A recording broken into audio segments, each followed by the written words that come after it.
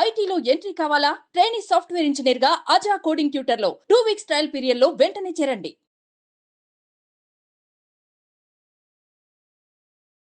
నమస్కారం డాక్టర్ శ్రీ ఆచార్య అనంతకృష్ణ స్వామి గారు. నమస్కారం అండి. ఈ వీడియోలో ఏం చెప్తున్నారు, ఎందుకంటే ఈ రోజుకి కూడా ఈఎస్పై ఈఎస్ పాస్ అవుతూనే ఉంటుంది, కానీ ప్రతి దాంట్లోనూ ఒక సరికొత్త సబ్జెక్ట్ని చెప్తూనే వస్తూ ఉన్నారు. ఇవాళ మనీ అట్రాక్షన్కి సంబంధించినటువంటి ఫస్ట్ బ్రాండ్ నేమ్ ఏదైనా ఉంది అని అంటే మనీ మంత్రాకి డాక్టర్ శ్రీ ఆచార్య అనంతకృష్ణ స్వామి గారు. సో ఈ వీడియోలో ఏం చెప్తున్నారు? మనకేంటంటే మన సబ్జెక్ట్లో మనం ఏం చెప్తామంటే కళలు అనేది కనాలి. మనం కళలు కనాలని చెప్తున్నాం. మనం ఎంత వీలైతే అంత కళలు కనాలి, అవి అన్ని చూస్ చేసుకోవాలి. ఎందుకు కళలు కనాలంటే, ఇప్పుడు మీరు ఒక కోరిక ఉండిపోయింది. కామి కానివాడు మోక్షకామి కాడు అని మాకు చెప్పబడింది. అంటే ఏవైనా సరే కోరికల్ని వాటిని తీర్చేసుకోవాలి మీరు, ఓకేనా? ఇక్కడ విచిత్రం ఏం జరుగుతుందంటే, మీరు ఒక కోరిక కనుక మిగిల్చుకున్నారు ఈ జీవితంలో. ఎన్నో కోరికలు మనకు ఉంటాయి, అన్నీ మనం సాధించుకోలేము. ఏదో ఒక కోరిక మిగిలిపోయింది అనుకోండి, ఆ ఒక కోరిక తీర్చుకోవడానికి ఇంకో జన్మ ఎత్తాలి. ఇప్పుడు ఇంకో జన్మ ఎత్తడం అనేది ఈజీయా, కోరిక తీర్చుకోవడం ఈజీయా కదా? కాబట్టి హాయిగా కోరిక తీర్చేసుకుంటే అయిపోద్ది కదా, సరిపోతుంది. ఎందుకంటే చిన్నప్పటి నుంచి ఎన్నో కోరికలు ఉన్నాయి. అలాగే ఇప్పుడు మన కొత్తగా వచ్చినాయి మనకి.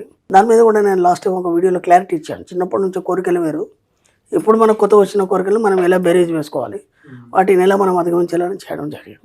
కోరికలు తీర్చుకోకపోతే ఏమవుతుంది? ఇక్కడ విచిత్రం జరుగుతుందంటే, ఎందుకు తీర్చుకోవాలి కోరికలు అన్నప్పుడు, కోరికలు తీర్చుకోకుండా ఏమవుతుంది, ఆ ఒక కోరిక మిగిలినా సరే దానికోసం ఇంకో జీవితం ఎత్తాలి. దాంతోపాటు ఏం జరుగుతుందంటే, ఎప్పుడైతే నీ కోరికల్ని నువ్వు బలవంతంగా అణిచిపెడతావో, అరిషడ్ వర్గాలన్నిటివి విజృంభిస్తాయి. అర్థమైందా? అంటే ఏమవుతుందంటే, ఒక చిన్న ఎగ్జాంపుల్ చెప్తాను. ఒక పిల్లాడు ఉన్నాడు, వాడు ఎగ్జిబిషన్ వెళ్ళాం, మనం తీసుకొని ఎగ్జిబిషన్ పిల్లాన్ని వెళ్ళినప్పుడు వాడికి కావాల్సిన వస్తువు మనం కొనియలేదు, ఓకేనా? ఇప్పుడు వాడి లోపల ఉన్న అరిషడ్ వర్గం అనేది విజృంభిస్తుంది. అంటే కోపం వస్తుంది, వాడికి చిరాకు వస్తుంది, గట్టిగా అరవడం కానీ, ఏదైనా ఉంటే చేతిలో గిరాటేయడం కానీ అయిపోయిందా. అంటే మీకు తెలియకుండా ఏమవుతుందంటే, ఇప్పుడంటే మనకు ఒక ఏజ్ వచ్చింది, అన్నీ మనం అర్థం చేసుకోగలుగుతున్నాము. కానీ మీకు తెలియకుండా మీ ఇన్నర్ మైండ్ అనేది ఈ అరిషడ్ వర్గాలు ఏవైతున్నాయో వాటిని విజృంభిస్తుంది. అంటే మనకి దీంట్లో ఏమేమి వస్తుంది? కోపం వస్తుంది, అసూయ, ద్వేషము, రాగము, కామము, ఇవన్నీ కూడా మీకు తెలియకుండానే బయటకు వస్తాయి. అది సమాజం మీద ప్రభావం చూపిస్తుంది, వ్యక్తుల మీద ప్రభావం చూపిస్తుంది, కుటుంబం మీద ప్రభావం చూపిస్తుంది. అలాగే నువ్వు ఎక్కడైతే నీ అట్మాస్ఫియర్ ఉందో అక్కడ కూడా ప్రభావం చూపిస్తుంది. మీకు తెలియదు, మీరేమనుకుంటారంటే ఏదో సమయ సందర్భాన్ని బట్టి నేను ఇలా కోపడ్డాను అనుకుంటారు. కానీ ఆ కోపానికి కారణం ఎక్కడో మీ యొక్క కోరిక తీర్చుకోలేదు కాబట్టి అది బయటకు వస్తుంది. ఇప్పుడు కోరికలు తీర్చుకోకపోవడం వల్ల మీకు తెలియకుండానే మీ యొక్క మానసిక స్థితి అనేది ఒక అలజడికి గురవుతుంది. ఎప్పుడైతే అలజడితో కూడినటువంటి మనసు ఏదైతుందో అది ఏది సాధించలేదు. కాబట్టి అలజడి అనేది ముందు తీసేయాలి. అలజడిలో ఈ అరిషడ్ వర్గాలు ఉన్నాయి కాబట్టి ముందు అలజడి స్టార్ట్ అవుతుంది. అలజడిలో సందర్భాన్ని బట్టి ఇవన్నీ కూడా బయటకు వస్తాయి మనకి. కాబట్టి వీలైనంత మట్టుకు ఏం చేస్తారంటే, మీ కోరికల్ని హాయిగా తీర్చేసుకోండి. ఎందుకు తీర్చేసుకోవాలి? ఆ కోరిక తీరడం వల్ల ఏమవుతుందంటే, మెల్లిగా ఇవన్నీ కూడా మీకు ఎక్కడ ఉంటాయంటే, మీ యొక్క అనాహత చక్రమైనటువంటి 4th సీల్లో ఉంటాయి అవి. ఇప్పుడు మీరు ఒక్కొక్క కోరిక తీర్చుకున్నప్పుడు ఆ అరిషడ్ వర్గాలన్నీ ఆ యొక్క అనాహత చక్రం నుంచి విసిరివేయబడతాయి. అవి ఒక్కొక్కటిగా విసిరివేయబడతాయి. ఎప్పుడైతే విసిరివేయబడతాయో ఇది ప్యూరిటీ సంతరించుకుంటుంది.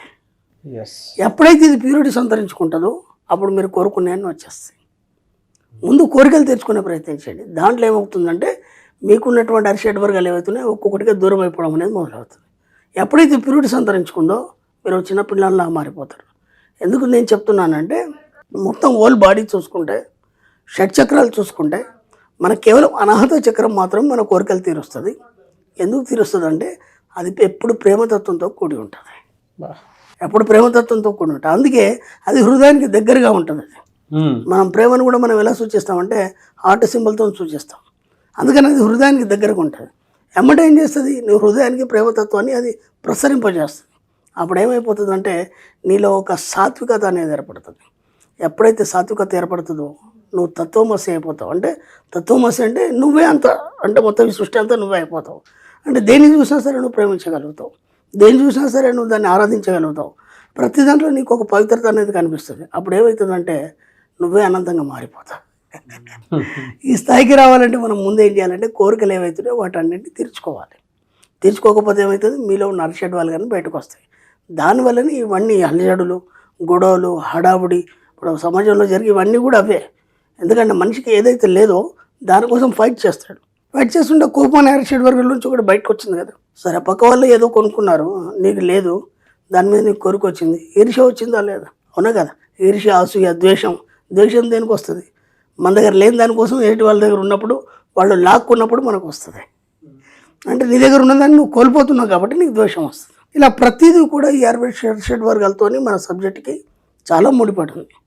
వీలైనంత కోరికలు తీర్చుకోండి, హాయిగా ఎంత వీలైతే అంత సంపాదించండి. ఈ కోరికలు తీర్చుకోవాలంటే ముందు నువ్వు ఏం చేయాలంటే సంపాదించాలి. నువ్వు ఎంత సంపాదిస్తే అంత తొందరగా ఈ కోరికలను తీర్చుకోగలుగుతావు. కాబట్టి ముందు మనం దేని మీద దృష్టి పెట్టాలి? కోరికలు తీర్చుకోవడం కాదు, డబ్బు మీద దృష్టి పెట్టాలి. కాబట్టి ఒకదానికి ఒకటి ఇలా ముడిపడింది కాబట్టి వీలైనంత డబ్బు సంపాదించండి. ఆ డబ్బు సంపాదించి ముందుగా మీకు ఇప్పటివరకు ఏవైతే కోరికలు ఉన్నాయో, అంటే చిన్నప్పటి నుంచి ఇప్పటివరకు ఎప్పటి నుంచో అనుకుంటున్నారు నేను ఏదో చేయాలి, లేకపోతే ఏదో కొనాలి, లేదంటే ఒక కొత్త ప్రదేశానికి వెళ్ళాలి, ఇలాంటి ఎప్పటి నుంచో ఉన్నాయి కదా మనకి.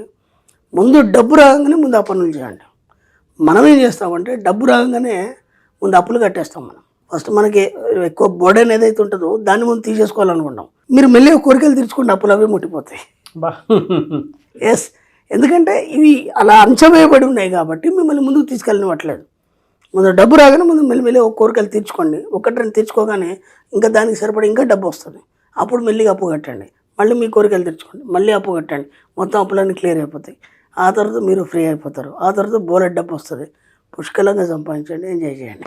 అరిషడ్ వర్గాలు, సాత్వికత, తత్వమసి, ఎస్, వీటన్నిటి నుంచి ఒక కామన్ ఎమోషన్ పుట్టుకొచ్చేది ఏదైనా ఉంది అని అంటే మనలో ఉండేటువంటి కోరికల్ని మనం ఎంజాయ్ చేయాలి అనుకుంటే దానికి డబ్బు కావాలి.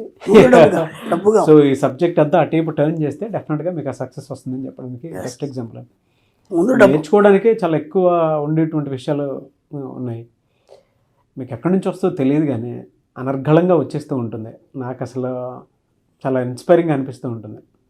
అంటే నేను అనేది ఏంటంటే అండి, మనం డబ్బు సంపాదించడం అనే దానికి చాలా స్కిల్స్, బోలెడు క్లాసెస్ ఉన్నాయి, అంటే బిజినెస్ స్కూల్స్ ఉన్నాయి, అంటే వ్యాపారాలు చేయడానికి బోలెడు ఉన్నాయి.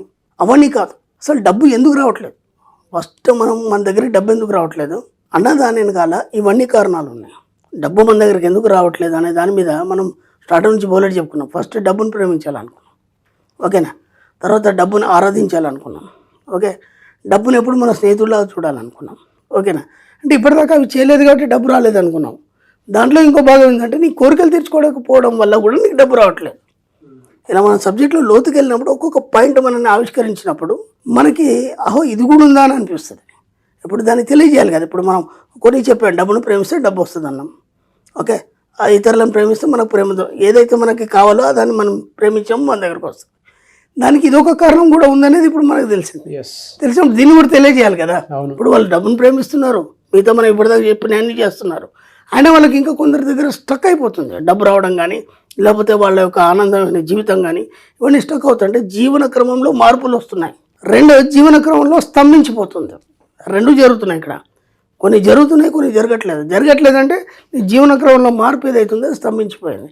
ఎందుకు స్తంభించిపోయిందని మనం లోతులోకి వెళ్ళినప్పుడు సబ్జెక్టులోకి ఇదొక కారణం అనమాట. ఎందుకంటే నువ్వు కోరికలు తీర్చుకోకపోవడం వల్ల నీకు తెలియకుండా నీ మానసిక స్థితి నీలో ఉన్న అరిషడ్ వర్గాల్ని ఉత్తేజపరుస్తుంది. వాటివైపు పరిగెడుతున్నావు కాబట్టి ఇది కావట్లేదు. ఇప్పుడు దాన్ని మనం అంచెగొట్టామనుకో, అప్పుడు ఇది ఆటోమేటిక్గా అయిపోతుంది. అది నేను చెప్పేది. Thank you so much doctor Shri Acharya Anantakrishna Swami గారు. Thank you.